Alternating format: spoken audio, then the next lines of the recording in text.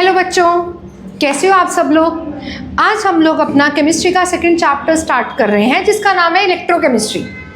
Chapter को आगे बढ़ने से पहले हम लोग को सबसे पहले इलेक्ट्रोकेमिस्ट्री के बारे में समझना ज़रूरी है कि इलेक्ट्रोकेमिस्ट्री है क्या चीज़ है। और इसको समझने के लिए हम लोग सबसे पहले बात करते हैं अपनी डेली रूटीन पर। हम सबके पास आज की डेट में सेल फोन्स है। तुम लोग फ़ोन को यूज़ कर रहे हो तो डेफिनेटली तुम सबको पता है कि उसकी बैटरी कम होती जा रही है। फिर तुम क्या करते हो, उसको प्लग इन करते हो, चार्जर लगाते हो।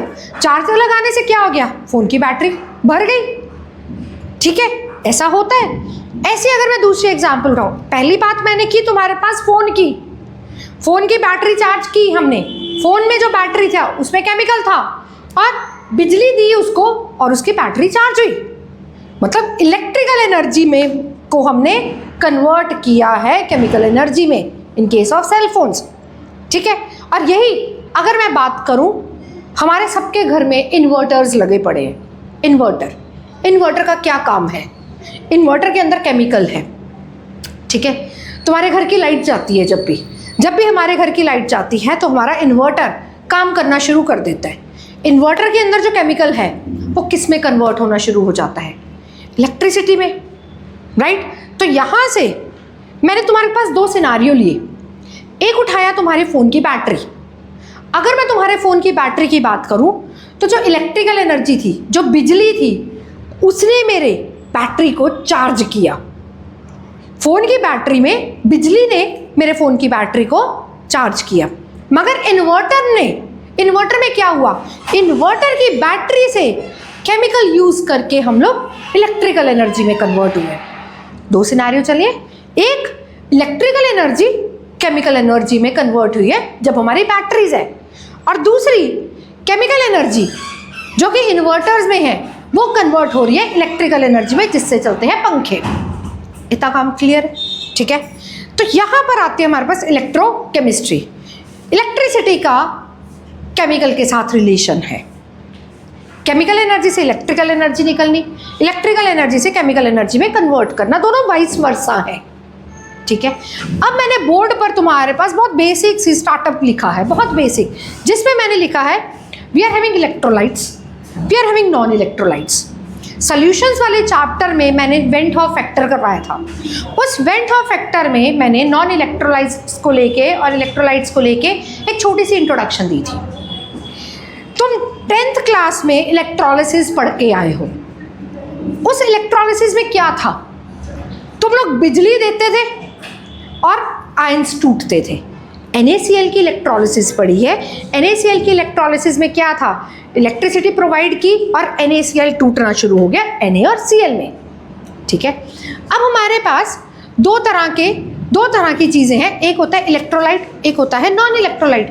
इलेक्ट्रोलाइट वो चीज़ है जब तुमने बिजली दी और एक जो केमिकल है वो आयनिक फॉर्म में टूटना शुरू हो गया, उसको बोला गया इलेक्ट्रोलाइट, जो डिकम्पोज होना शुरू हो गया। ठीक है, और नॉन इलेक्ट्रोलाइट की एग्जांपल यूरिया और sugar. Remember went half factor में सारी कहानी, सॉल्यूशंस में यूरिया और शुगर बहुत उठाया था हमने।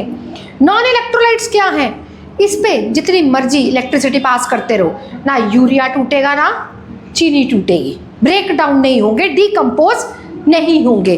NaCl की बात करें, NaCl एक बहुत अच्छा इलेक्ट्रोलाइट है जो Na+ और Cl नेगेटिव में टूटता है। अब यही इलेक्ट्रोलाइट मेरे पास दो तरह के आएंगे, एक आएगा स्ट्रॉन्ग इलेक्ट्रोलाइट, एक आएगा वीक इलेक्ट्रोलाइट। अभी के लिए मैंने सिर्फ और सिर्फ एग्जाम्पल्स लिखी हैं स्ट्रॉन्ग इलेक्ट्रोलाइट और वीक इलेक्ट्रोलाइट की। ठीक है, HCl हो गया, NaCl हो गया, KOH हो गया, NaOH हो गया, जितने भी स्ट्रॉन्ग बेसिस हैं, जितने भी स्ट्रॉन्ग एसिड्स हैं, वो सारे के सारे मेरे पास कंसिडर हो जाएंगे एज अ स्ट्रॉन्ग इलेक्ट्रोलाइट। जितने भी वीक एसिड है, CH3COH one of the weak acid और बहुत अच्छा एसिड है। ठीक है, CH3COH बहुत अच्छा वीक एसिड है, इसी को लेके हम लोग पूरे चैप्टर को बात करेंगे, इसको as a weak acid consider करेंगे, और ये मेरे पास स्ट्रॉन्ग एसिड्स है, ये बहुत ईजिली डिकम्पोज हो जाएंगे। वीक एसिड्स डिकम्पोज होंगे मतलब टूटेंगे, बट थोड़ी दिक्कत क्रिएट करेंगे, जो कि हम लोग अपनी अगली वाली क्लासेस में गो थ्रू करेंगे। तुम चाहो तो इतने पोर्शन का स्क्रीनशॉट ले सकते हो तुम्हारी। अब मैंने बोर्ड पर कुछ फैक्टर्स लिखे हैं जो मेरी इलेक्ट्रोलाइट पे, या मैं बात करूँ मेरे कंडक्टेंस को इफ़ेक्ट डालेंगे। ये फैक्टर्स पढ़ने से पहले कंडक्टेंस है क्या, हम लोग 10th क्लास में रेजिस्टेंस पढ़ के आए थे। रेजिस्टेंस मतलब रुकावट, ठीक है। कंडक्टेंस का मतलब होगा इलेक्ट्रॉन्स को फ्लो करवाना। रेजिस्टेंस क्या करता था, करंट को रोकता था भी भाई आगे नहीं जाना, रेजिस्ट करके रखो, रोक के रखो। कंडक्टेंस या मैं कंडक्टर्स की क्या कहानी है, कंडक्टर्स क्या करते हैं, कंडक्टर्स में से चार्जेस फ्लो होते हैं, ठीक है। अब इलेक्ट्रोलाइट थे मेरे पास, अब तुम्हारे पास अगर चार्जेस को फ्लो करवाना है, आयन हुआ था ना, NaCl था, NaCl Na+ और Cl नेगेटिव में टूटेगा। अब ये टूटेगा तो डेफिनेटली ये फ्लो करेगा, ठीक है। आयनिक फॉर्म में टूटा तो आयंस को फ्लो करवाना है। आयंस को फ्लो करवाना मतलब conductance, flow of electrons, flow of charges, flow of ions, that is conductance. But resistance क्या था, रोकना, उसको आयंस को रोकना वाज द रेजिस्टेंस। अब इलेक्ट्रोलाइट तो आ गया मेरे पास, मैंने इलेक्ट्रोलाइट को डिकम्पोज कर दिया, मैंने तोड़ दिया। NaCl था मेरे पास, मैंने NaCl को ब्रेक डाउन कर दिया, इलेक्ट्रिसिटी दी, NaCl ब्रेक डाउन हो गया। NaCl ब्रेक डाउन हो गया Na+ और Cl नेगेटिव में। अब ये फ्लो भी तो करेगा, इलेक्ट्रॉन्स का फ्लो करवाएंगे ना, ठीक है ना। केमिकल था तुम्हारे पास बैटरीज में, अब बैटरीज में केमिकल को तोड़ने के बाद मुझे पंखा चलाना है, मुझे लाइट चलानी है, कैसे चलाऊंगी? अगर इस पंखे पर, इस लाइट पर तुम्हारे पास अगर चार्जेस आएंगे तभी पंखा और लाइट चलेगी। अब वो चार्जेस को फ्लो करवाने के का मतलब कंडक्टेंस पे आएगा, फ्लो ऑफ इलेक्ट्रॉन्स करने हैं, सो दैट तुम्हारे पास इन्वर्टर की बैटरी से इलेक्ट्रॉन्स चले और कहाँ तक पहुँचे, मेरे बिजली तक पहुँचे, मेरे पंखे तक पहुँचे, ठीक है।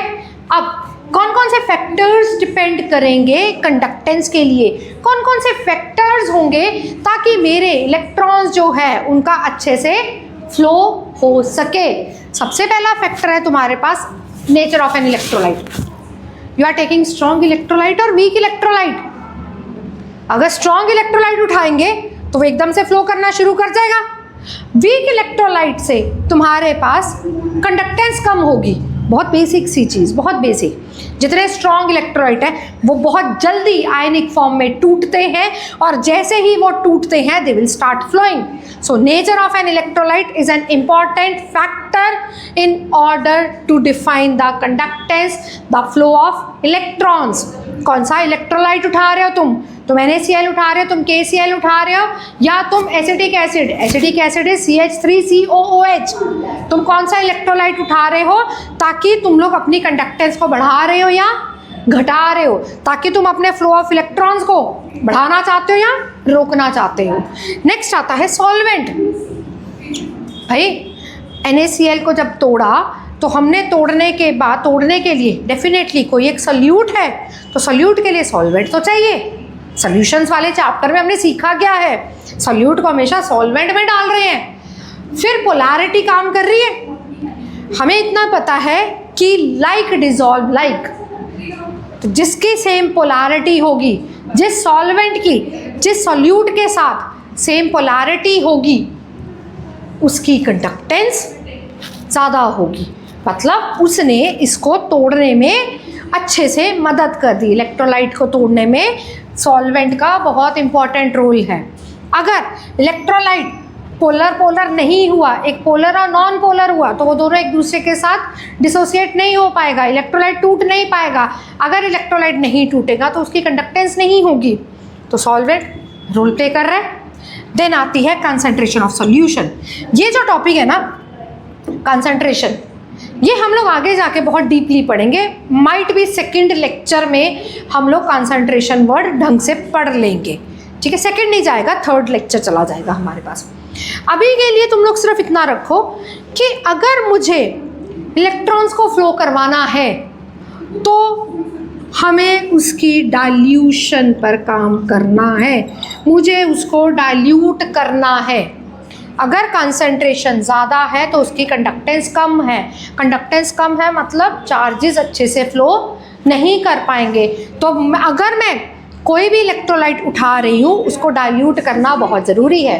पोलैरिटी आ गई ना, मतलब पानी अगर उठाना ही पड़ेगा मुझे, पानी को किसके साथ मिक्स करेंगे ताकि उसकी कंडक्टेंस बढ़ जाए। ऐसे ही अगर मेरे सोल्यूशन की कंसंट्रेशन ज़्यादा है तो उसकी कंडक्टेंस कम है। रिमेंबर वन थिंग, कभी भी फ्लो ऑफ इलेक्ट्रॉन्स करने हैं तो उसको डाइल्यूट करना ही पड़ेगा। तीसरे या चौथे लेक्चर में हम लोग ये डाइल्यूशन वाला कंसेप्ट बहुत अच्छे से क्लियर करेंगे। देन टेम्परेचर, ऑब्वियस ही बात है यार, जितना टेम्परेचर बढ़ा रहे थे डिसोसिएशन हो रही थी तो कंडक्टेंस ऑटोमेटिकली बढ़ रही थी।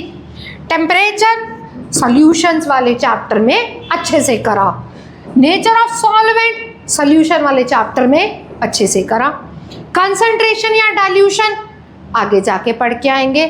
इलेक्ट्रोलाइट की नेचर अभी इससे पहले जो बोर्ड पर लिखा था उसने क्लैरिफाई किया। सो इन फैक्टर्स पर मेरे पास कंडक्टेंस, मेरे पास फ्लो ऑफ इलेक्ट्रॉन्स डिपेंड करेंगे। ठीक है, इसका तुम स्क्रीनशॉट ले सकते हो। इस टाइम पर 1, 2, 3, 4, 5 और 6 चीज़ें लिखी हैं। इन 6 चीज़ों में से 2 चीज़ों के बारे में तो तुम्हें पता है, और वो 2 चीज़ें हैं रेजिस्टेंस और रेजिस्टिविटी। रेजिस्टेंस क्या है? इलेक्ट्रॉन्स के फ्लो को रोकना। Remember V is equal to IR, याद है, जिसमें R इन्वर्सली प्रोपोर्शनल था I के। ठीक है, तो रेजिस्टेंस का मतलब है फ्लो ऑफ इलेक्ट्रॉन्स को, फ्लो ऑफ चार्जेस को रोकना, रेजिस्टेंस। और रेजिस्टेंस के साथ में तुम लोगों ने रेजिस्टिविटी पढ़ी थी। Resistance was R is equal to rho L upon A। Resistance directly proportional to length था, resistance inversely proportional to area of cross section था, प्रोपोर्शनैलिटी का साइन हटा था और एक रो आया था, दिस वाज रो को बोला गया था रेजिस्टिविटी। ठीक है, फिर तुम्हारे को 10वीं में बात की होगी कि जो रेजिस्टेंस है वो कौन कौन से फैक्टर्स पर डिपेंड कर रहा था। रेजिस्टेंस डिपेंड कर रहा था लेंथ पर, एरिया ऑफ क्रॉस सेक्शन पर, ठीक है, और कौन सी नेचर है तुम्हारी मटेरियल की।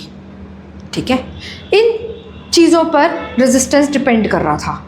मगर एक बहुत पेट क्वेश्चन आता था तुम्हारे पास 10th क्लास में फिजिक्स में, क्या रेजिस्टिविटी पर कोई फ़र्क पड़ता है अगर मैं लेंथ चेंज कर रही हूँ?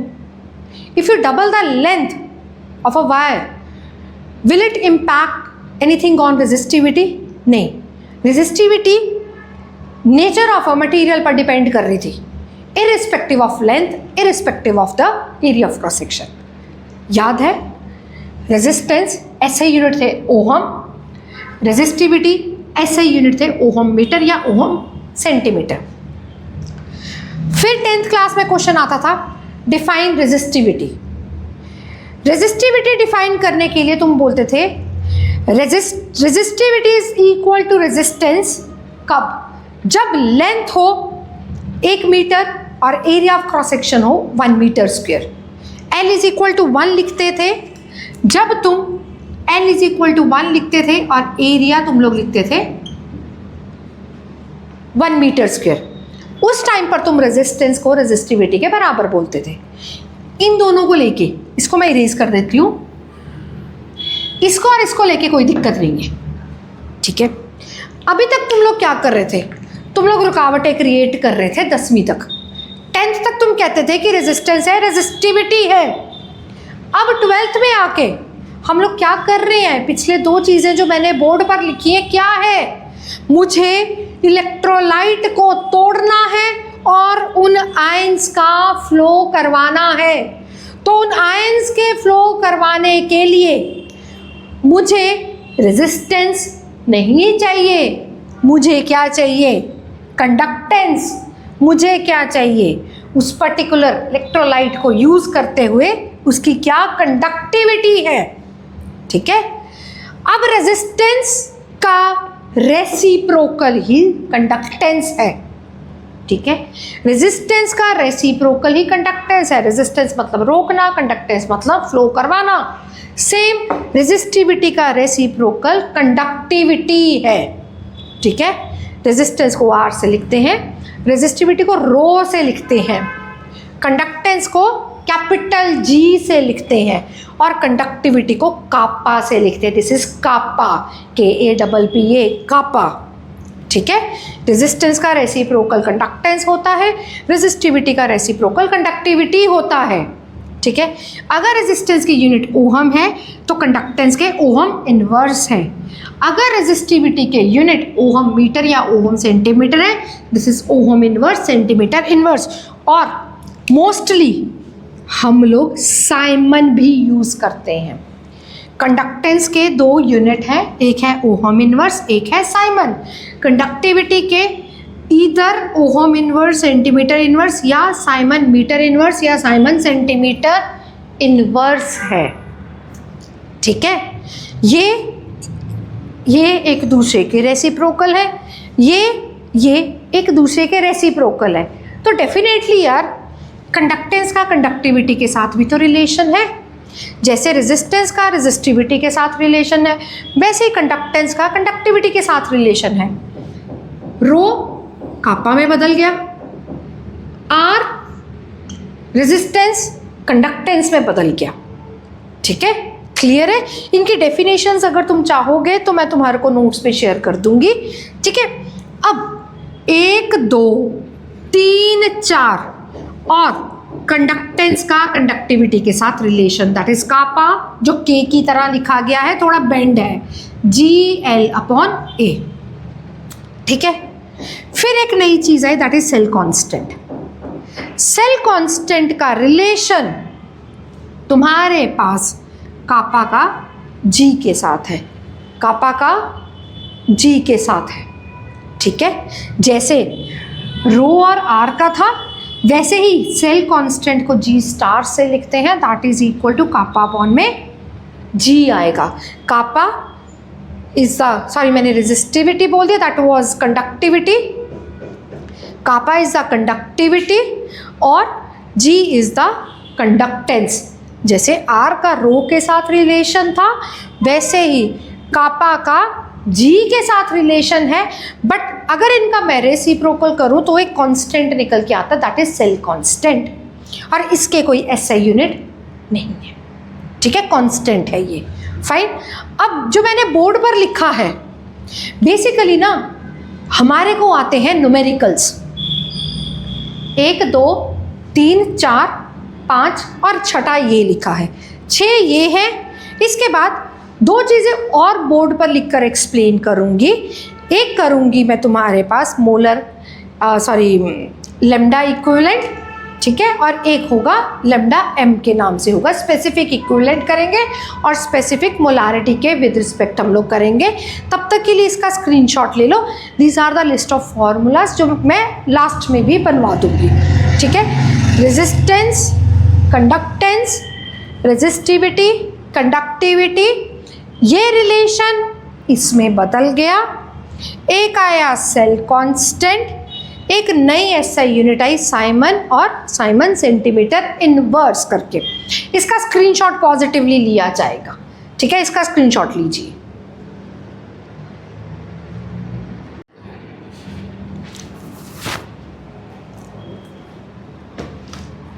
Equivalent conductivity and molar conductivity. Conductivity अभी पढ़ा हमने, पीछे बोर्ड पर लिखा था conductivity, conductance, flow of electrons, और हर एक इलेक्ट्रोलाइट की एक अपनी कंडक्टिविटी होगी, ठीक है। अब अगर इसकी मैं बात करूं, बहुत बड़ा बड़ा मैंने लिख दिया है। इस साइड पर मैंने मोलर कंडक्टिविटी लिखा, इस साइड पर मैंने इक्विवेलेंट कंडक्टिविटी लिखा। फ़र्क क्या है? अगर मैं नॉर्मली बात करूं तो जो इक्विवेलेंट कंडक्टिविटी में जो आयंस प्रोड्यूस हो रहे हैं वो 1 ग्राम इक्विवेलेंट के हो रहे हैं, और इसमें जो कंडक्टेंस जा रही है वो 1 मोल की जा रही है, बाकी सारा ही सेम है। दूसरी चीज़, इसमें नॉर्मलिटी यूज़ हो रही है, इसमें मोलारिटी यूज़ हो रही है। अगर मैं बोर्ड की बात करूं, अभी मैंने कुछ एक्सप्लेन नहीं किया है, ठीक है। इक्विवेलेंट कंडक्टिविटी को लैम्डा इक्विवेलेंट में लिखा जाता है, मोलर कंडक्टिविटी को लैम्डा एम में लिखा जाता है। फ़र्क क्या है मैं पहले रीड कर रही हूँ, इसका तुम स्क्रीनशॉट लोगे फिर मैं एक्सप्लेन करूँगी। Conductance of all the ions produced from 1 gram equivalent dissolved in V centimetre cube of the solution. यहाँ पर अगर मैं बात करूँ, यहाँ पर एक कंटेनर है, ठीक है। अब उस कंटेनर में पानी डाला है, ठीक है, डाइल्यूशन पर काम होगा क्योंकि मुझे आयंस को तोड़ना भी है। इसके अंदर कुछ आयंस पड़े होंगे, NaCl लगा लो, Na+ और Cl नेगेटिव है। अब वो आयंस का मुझे सिर्फ और सिर्फ 1 ग्राम उठाना है, एक छोटा सा ग्राम उठाना है। उन आयंस का एक छोटा सा ग्राम उठाएंगे, 1 ग्राम, ठीक है। और अगर मोलर कंडक्टिविटी की बात करूं तो हम लोग पूरे सॉल्यूशन के अंदर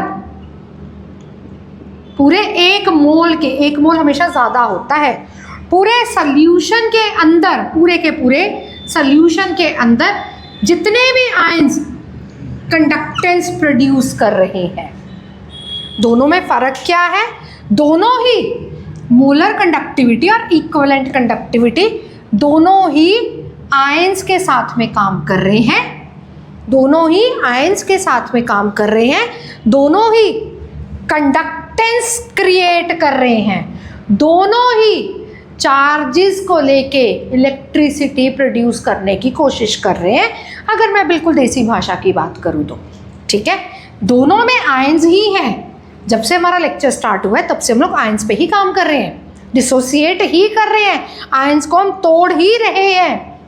conductance of all the ions produced from 1 gram equivalent dissolved in V centimetre cube of the solution. इसमें क्या लिखा? Conductance of all ions produced from 1 mole of electrolyte, जो कि सेम सॉल्यूशन के अंदर ही है। फिर दोनों इलेक्ट्रोड्स जो हैं एक दूसरे से दूरी पर है, दोनों के बीच में एरिया भी तुम्हारे पास है। Area of an electrolyte is so large that the whole of the solution is contained between them. इसका क्या मतलब है? कहते हैं दोनों के बीच का जो एरिया है वो इतना ज़्यादा है ताकि पूरे के पूरे सॉल्यूशन के अंदर ही दोनों इलेक्ट्रोलाइट्स हैं।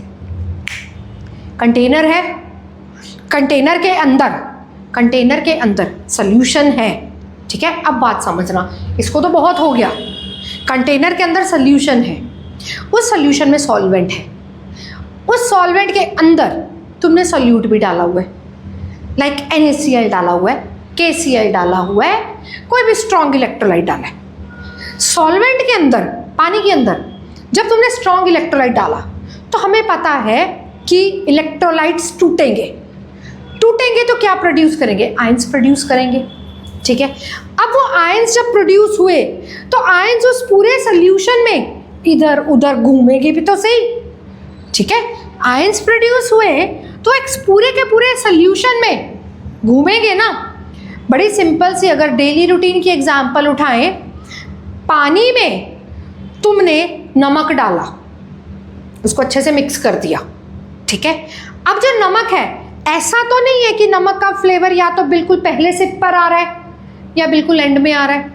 अगर तुमने अच्छे से मिक्स किया है मतलब NaCl के आयंस जो हैं पूरे के पूरे मेरे पानी में मिक्स हो गए हैं।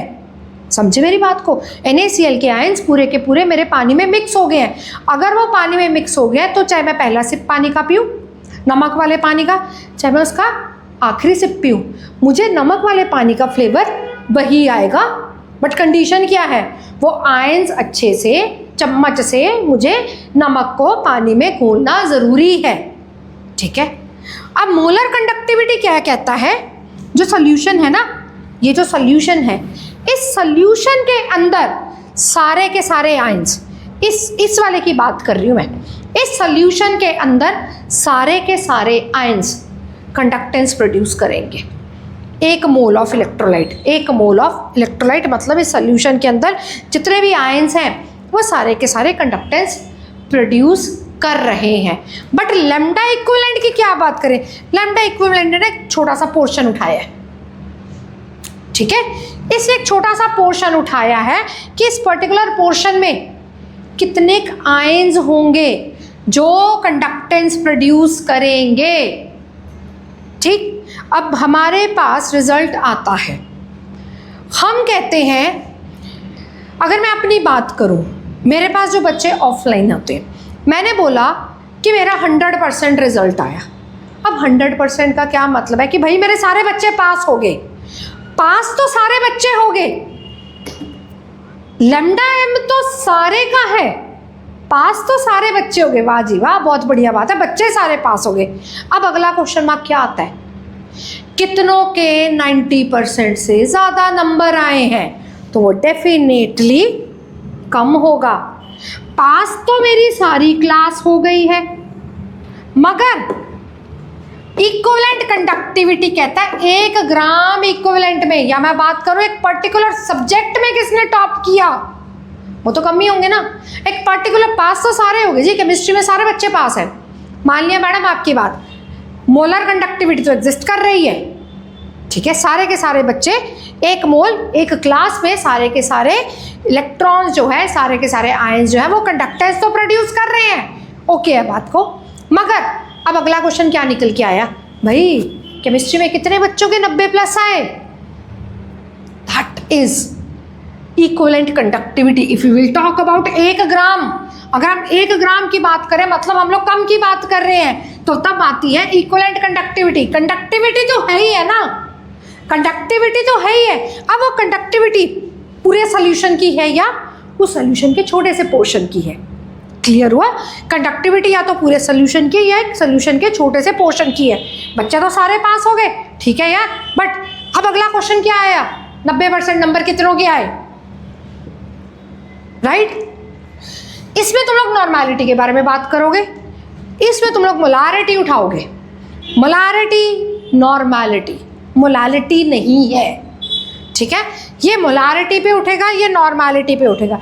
मतलब भाई ओवरऑल पिछला चैप्टर जो सॉल्यूशन था या इलेक्ट्रोकेमिस्ट्री की बात करें, तुम्हारे पास कंसंट्रेशन, डाइल्यूशन इंपॉर्टेंट है, पिछले चैप्टर के साथ कुछ तो इस चैप्टर में इंटरलिंक हुआ है, ठीक है। अगर तुम्हारे को मोलारिटी नॉर्मेलिटी को लेके या सॉल्यूशंस को लेके दिक्कत है, तो मेरे पास जो मेरे YouTube वाले चैनल पर, इस पर तुम्हारे पास एक प्लेलिस्ट तैयार पड़ी है सॉल्यूशंस वाले चैप्टर की, उसको तुम पढ़ सकते हो, ठीक।